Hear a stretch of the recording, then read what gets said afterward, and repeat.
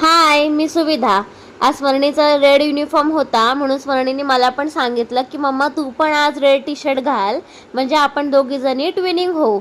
आणि आज माझी तब्येत थोडी बरी नव्हती. सकाळी उठल्यापासूनच मला बॉडी पेन खूप होत होतं आणि सर्दी पण झालेली, म्हणून ऑफिसमध्ये गेल्यावर गरमागरम ब्लॅक कॉफी प्यायली.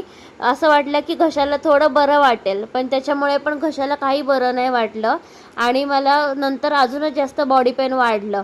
म्हणून मेडिकलमधून गोळी आणली बॉडी पेनची आणि सर्दीवरची आणि ती घेतली. गोळी घ्यायला मला बिलकुल नाही आवडत, पण काय ऑप्शन नव्हता.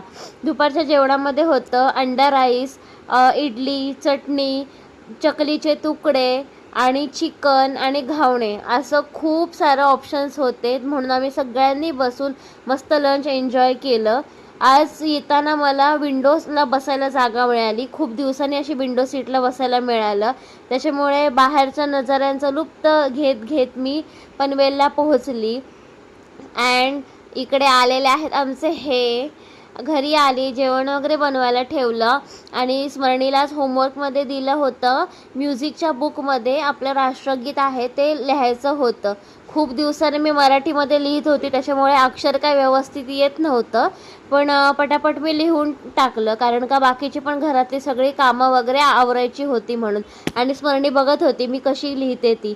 आज जेवणामध्ये होतं चिकन मसाला आणि राईस. जो चिकन मसाला माझ्या बनवल्या होत्या डिअरेस्ट माझ्या हजबंडनी, आणि खूप टेस्टी बनवलं होतं. ऑफिसवरून आल्यावर अशी थोडीशी हेल्प मिळाली की किती बरं वाटतं ना.